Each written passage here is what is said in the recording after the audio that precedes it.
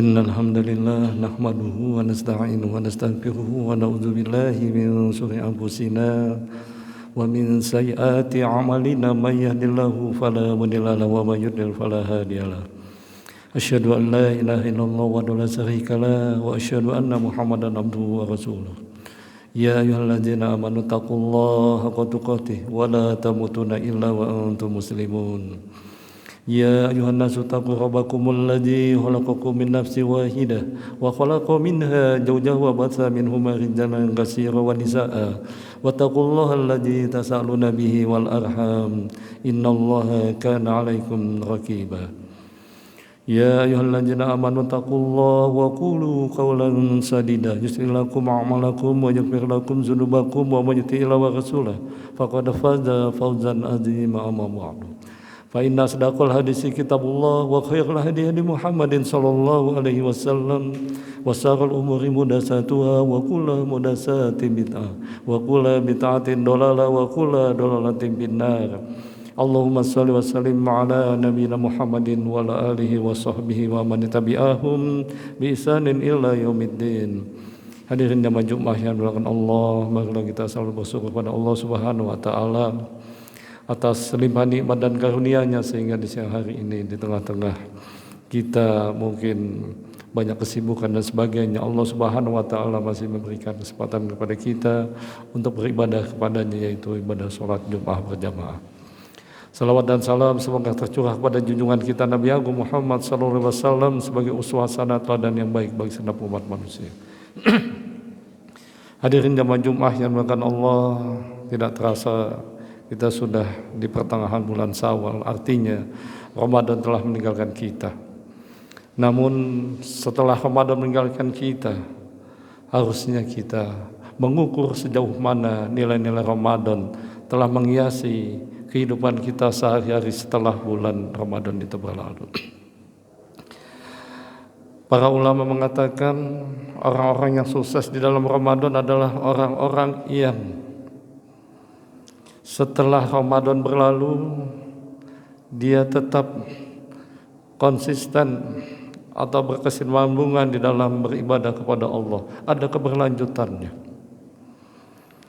Begitu juga Ibnu Hajar mengatakan bahwa amalan seorang hamba diterima oleh Allah Subhanahu wa taala cirinya adalah jika Allah Subhanahu wa taala memberikan taufik kepadanya sehingga ada keberlanjutan dari amal ibadahnya itu di waktu-waktu yang selanjutnya.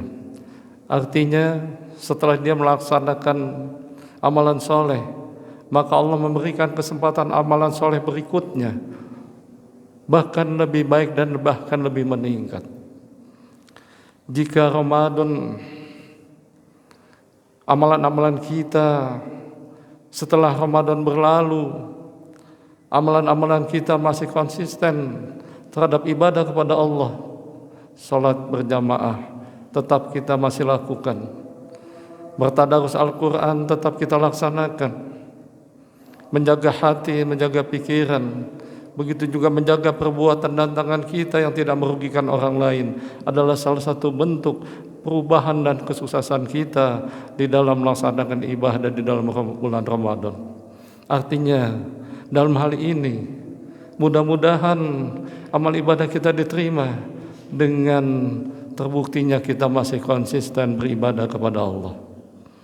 Namun jika Ramadan berlalu, sikap dan perbuatan kita, amal ibadah kita tidak lebih daripada sebelum bulan Ramadan, artinya kita sulit dikatakan sebagai orang-orang yang sukses beribadah di bulan Ramadan. Kita sudah meninggalkan banyak ibadah kepada Allah, bahkan yang minimal pun ibadah kepada Allah, salat 5 waktu pun kadang-kadang sulit kita berjamaah. Maka kalau kita perhatikan para sahabat, bahwasannya setelah Ramadan berlalu para sahabat bersedih jangan-jangan ibadahnya tidak diterima oleh Allah Subhanahu wa taala. Maka para sahabat berdoa memohon kepada Allah 6 bulan ke depan, meminta kepada Allah agar ibadahnya diterima oleh Allah Subhanahu wa taala. Kemudian setelah 6 bulan setelah Ramadan, maka 6 bulan menghadapi Ramadan, para sahabat meminta kepada Allah melalui doa-doanya agar beliau dipertemukan dengan bulan Ramadan di tahun yang akan datang. Ini adalah bentuk kecintaan dan ketaatan kepada Allah Subhanahu wa taala dengan mengharap kebaikan-kebaikan di bulan yang penuh kemuliaan itu agar dia tetap dipertemukan. Hadirin jamaah Jumat yang dimuliakan Allah, sukses dan tidak suksesnya seorang itu bukan berarti bagaimana kita beribadah selama bulan Ramadan itu, tapi bagaimanakah sebagus apapun kita beribadah di bulan Ramadan, namun jika di hari-hari kemudian kita tinggalkan begitu saja ibadah yang kita bangun, maka sulit dikatakan dia sebagai orang yang sukses di dalam bulan Ramadan itu. Paling tidak, hadirin yang dimuliakan Allah, kita memang untuk mencapai kesuksesan 100% susah. Jangankan 100%, 70, 60, bahkan 50% pun masih susah bagi kita. Namun kita tetap istiqomah, bahwasannya kita melakukan peningkatan ibadah kita, paling tidak ada perubahan. Tidak seperti sebelum bulan Ramadan. Setelah bulan Ramadan ini masih ada nilai-nilai Ramadan melekat pada diri kita. Paling tidak ibadah sholat kita tetap berjamaah, kita lanjutkan di bulan-bulan berikutnya. Paling tidak kalau kita tidak sempat berjamaah di sholat zuhur, asar, maghrib dan isya, mungkin di subuh kita berupaya dan mengupayakan, di mana telah kita digembleng selama bulan Ramadan itu, di malam-malamnya kita dibiasakan bangun pagi, bangun subuh, maka kita tidak meninggalkan sholat subuh berjamaah. Innal Qur'ana fajri kana mashhuda. Sesungguhnya sholat subuh itu dihadiri atau diawasi malaikat. Bahwa nilai sholat subuh punya nilai sangat penting dan strategis di dalam kita beribadah kepada Allah. Jika hal ini kita lanjutkan di bulan berikutnya, di mana setelah kita 30 malam digembleng di bulan Ramadan, tentunya hal ini walaupun kita berjamaah mungkin tidak begitu rutin. Namun jika ini kita tumbuhkan, kita termasuk orang-orang yang beruntung di mana Ramadan telah menggembleng kita. Kemudian Rasulullah SAW pernah ditanya oleh sahabat, innahu su'ila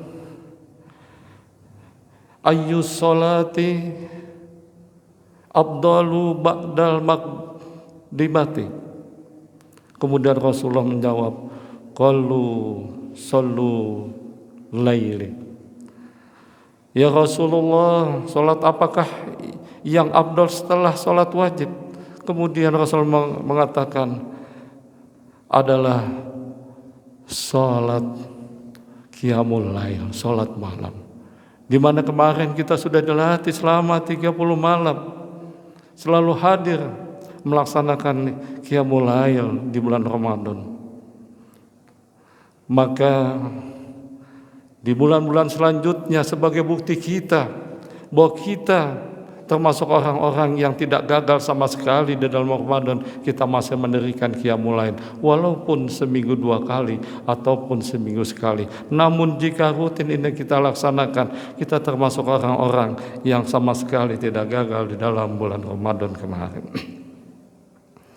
Kalau selepas Isya kita melaksanakan qiyamul lail, tentunya kita melihat bahwasan yang paling afdal salat malam itu adalah sepertiga malam. Wa minal laili fatahajat bihi nafilata lakasa ibsaka rabbuka maqamah mahmuda. Salat tahajudlah ala salat malamlah kamu, kata Allah, sebagai tambahan ibadahmu. Mudah-mudahan Allah Subhanahu wa taala mengangkat derajatmu. Hadirin yang dimuliakan Allah. Jadi jelaslah bahwa kita harus diwajibkan sepertiga malam kita sisakan. Untuk apa? Untuk mendekatkan diri kepada Allah. Karena Allah lah yang memintanya. Jika kita dikatakan sebagai orang-orang yang bertakwa, sedikit banyak Ramadan kita berlalu, artinya ketakwaan kita sudah lebih baik. Maka orang-orang yang bertakwa salah satu di antara cirinya adalah dia sedikit atau menyisihkan malam-malamnya untuk mendekatkan diri kepada Allah. Maka dari itu didirikanlah sholat malam di sepertiga malam. Kenapa harus sepertiga malam? Karena Rasulullah SAW mengatakan, yanjilul tabaraka wa ta'ala min kulli lailatin bis sama'i dunya hinna yabqa sulusil laili akhiri. Sesungguhnya Allah Subhanahu wa ta'ala yang maha suci, maha bijaksana, setiap malam di sepertiga malam turun ke langit dunia. Kemudian Allah Subhanahu wa ta'ala berfirman, qalu hal min sa'ilin, mana hamba-hambaku yang meminta kepadaku, fa'atihi, kata Allah, aku akan berikan. Kemudian Allah Subhanahu wa ta'ala berfirman lagi, hal min da'in, mana hamba-hambaku yang berdoa kepadaku. Maka Allah mengatakan, pastajibulah, aku akan berikan atau aku akan kabulkan doa-doanya. Kemudian yang ketiga, hal min mustaghfirin, mana hamba-hambaku yang meminta ampun kepadaku, pastaghfirullah, pasti aku akan mengampuninya. Inilah sebagai suatu alasan kita bahwa qiyamul lail kita akhirkan di sepertiga malam. Jika sudah mendekati subuh kita selesai sholat malam, di situ ada waktu yang namanya wabil asharihum yastaghfirun, adalah waktu menjelang fajar, menjelang subuh. Artinya 10 menit menjelang subuh adalah waktu sahar, di mana waktu sahar ini adalah waktu mustajabah untuk kita memohon ampun kepada Allah, untuk kita meminta kepada Allah. Insya Allah, Allah akan mengabulkannya. Jika Ramadan kemarin kita telah digembleng selama 30 malam, insya Allah sedikit banyak di bulan berikutnya kita tidak gagal sama sekali, namun masih mendirikan sholat malam walaupun seminggu atau sekali atau 2 kali dalam seminggu. Insya Allah jika kita laksanakan hal itu, berdampak kepada keimanan dan ketakwaan kita kepada Allah Subhanahu wa ta'ala, dan kita tidak termasuk orang-orang yang merugi. Mudah-mudahan kita termasuk orang-orang yang beruntung. Marilah kita mohon selalu kepada Allah agar ibadah-ibadah kita yang kita laksanakan di bulan Ramadan kemarin, kita mohon kepada Allah agar bisa diterima, dan mudah-mudahan nilai-nilai Ramadan yang begitu agung, yang istimewa melekat pada diri kita di dalam kehidupan kita sehari-hari, terutama dalam kita mendekatkan diri kepada Allah Subhanahu wa ta'ala.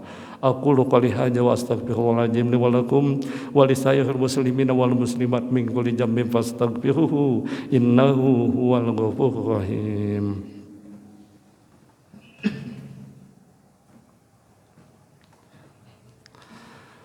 Alhamdulillahirabbil alamin wal aqibatu lil muttaqin wal udwana illa lil zalimin. Asyhadu an la ilaha illallah al malikul haqqul mubin wa asyhadu anna muhammadan abduhu wa rasuluhu al mabusu rahmatan lil alamin. Wassalatullahi wassalamu ala nabiyyina Muhammadin wa ala alihi washabihi wa man tabi'ahu bi ihsanin ila yaumiddin. Amma ba'du, fa ya ayyuhal ikhwanu fiddin, usikum wa iyaya bi taqwallahi haqqa taqwahu wa la tamutunna illa wa antum muslimun. Hadirin jemaah Jumat yang dimuliakan Allah, di khutbah yang kedua ini, tentunya setelah kita membiasakan kembali nilai-nilai Ramadan dengan memampukan masjid dengan kita berjamaah, dan juga kita lanjutkan dengan qiyamul lail walaupun hanya beberapa malam, namun rutin. Insya Allah yang rutin itulah yang dicintai oleh Allah. Ahabu amalu ilallahi ta'ala annamuha wa inkuli, kata Allah. Sesungguhnya amalan yang sedikit jika rutin kita kerjakan, itulah amal yang dicintai oleh Allah Subhanahu wa ta'ala.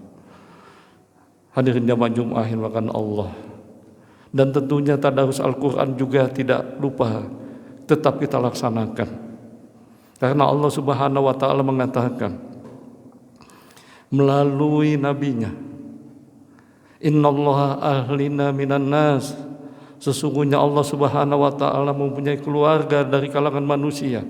Kemudian sahabat bertanya, Qalu hal min ya Rasulullah. Qala man hum ya Rasulullah, siapakah dia yang menjadi keluarganya Allah? Kemudian Rasul mengatakan, qalu ahlul Quran hum mu'alullahi wa khassatuhu.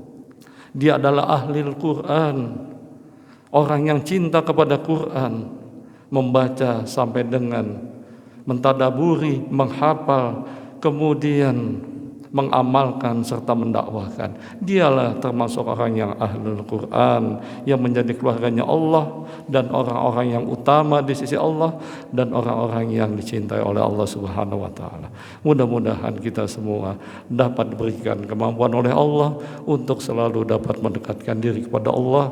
Semoga kita menjadi orang-orang yang bertakwa walaupun waktu kita tidak banyak untuk mendekatkan diri kepada Allah. Insya Allah jika Allah ridho, kita termasuk orang-orang yang dekat kepada Allah.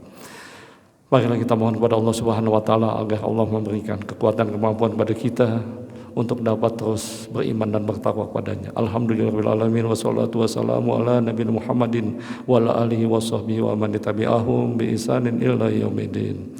Allahumma ighfir lil muslimina wal muslimat wal mu'minina wal mu'minat al ahya'i minhum wal amwat. Allahumma ahyina muslimin wa amitna muslimin wa bisalihin. Allahumma ighfir lana wal ikhwanina alladzina sabaquna bil iman wa la taj'al fi qulubina ghillan lil ladzina amanu rabbana innaka ghafurur rahim.